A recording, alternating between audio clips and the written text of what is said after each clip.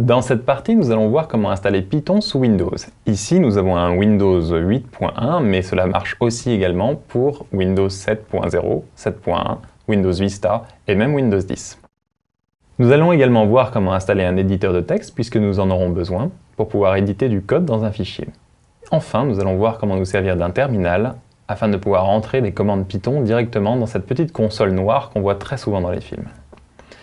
Sur python.org, vous cliquez sur Download, Windows et View the Full List. En effet, il y a de nombreuses versions Python qui sont disponibles au téléchargement. Il existe principalement deux versions de Python.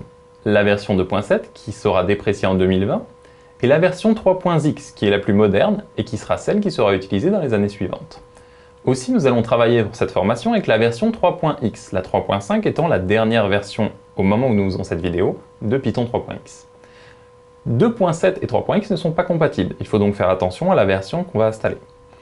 Rassurez-vous néanmoins, à chaque fois que vous écrivez du code pour une version 3.x, toutes les versions supérieures de la même version 3.x, la 3.6 ou la 3.7, seront compatibles également, donc votre code ne sera pas perdu. Ici, nous avons donc le choix entre Python 3.5 et Python 2.7. Nous allons cliquer sur View the Full List afin de prendre la version 64 bits de Python. Ici, nous cliquons sur Python 3.5. Et tout en bas, nous avons ici Windows x86-64 Executable Installer et nous allons cliquer dessus. Nous attendons simplement la fin du téléchargement et nous lancerons ensuite l'installation.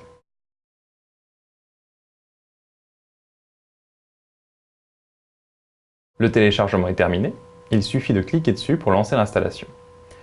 Nous pouvons cliquer sur Install Now pour lancer l'installation immédiatement. Attention néanmoins, il est très important de cliquer sur Add Python 3.5 to Path avant de faire cette opération. Cliquez ici, assurez-vous que ceci est coché, cela permet de lancer Python beaucoup plus facilement, sinon il faut aller le chercher au tréfond du système de fichiers. Ensuite, on peut cliquer Install Now. L'installation se lance et nous n'avons plus qu'à attendre.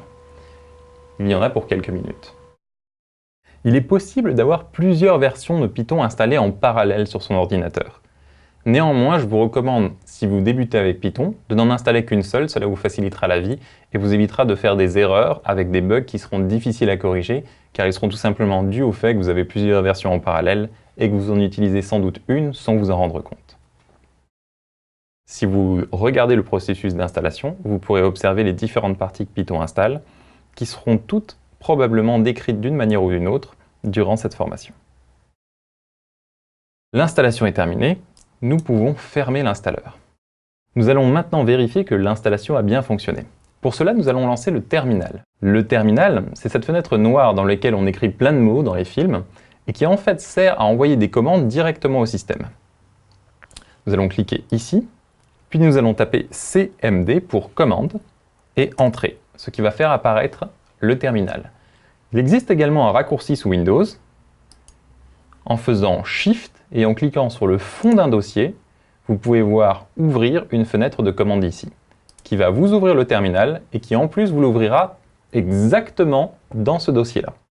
Pour vérifier que Python est bien installé, vous tapez Python Entrée et vous aurez immédiatement un prompt qui va s'afficher avec ici la version de Python et 3 petits chevrons.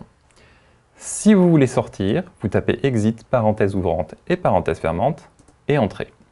Si vous êtes dans le cas où vous avez déjà installé une version de Python, dans ce cas, il faut préciser la version de Python que vous voulez lancer.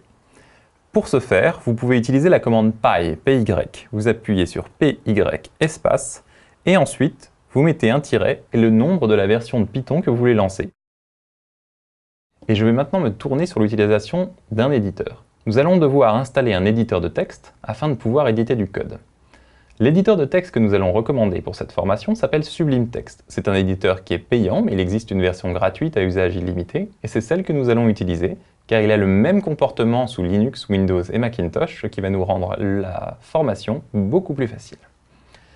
Nous allons donc taper dans la barre de recherche Sublime Text 3, car il existe une version 2 et 3, et c'est la version 3 qui nous intéresse, et nous allons cliquer sur le lien, pour ensuite cliquer sur le téléchargement Windows 64 bits. Nous attendons que le téléchargement se termine, nous cliquons dessus, et on passe au suivant, les valeurs par défaut étant largement suffisantes. On peut cliquer sur Add to Explorer Context Menu pour pouvoir ajouter au clic droit une entrée dans le menu afin d'éditer facilement les textes, que ce soit Python ou autre. En appuyant sur Install, l'installation va se lancer toute seule. Pour voir si cela a bien fonctionné, nous allons taper ici Sublime et lancer Sublime Text. Voilà, Sublime Text est prêt à être utilisé. Maintenant que nous avons Python et Sublime Text installés, nous allons pouvoir passer à la programmation Python proprement dite.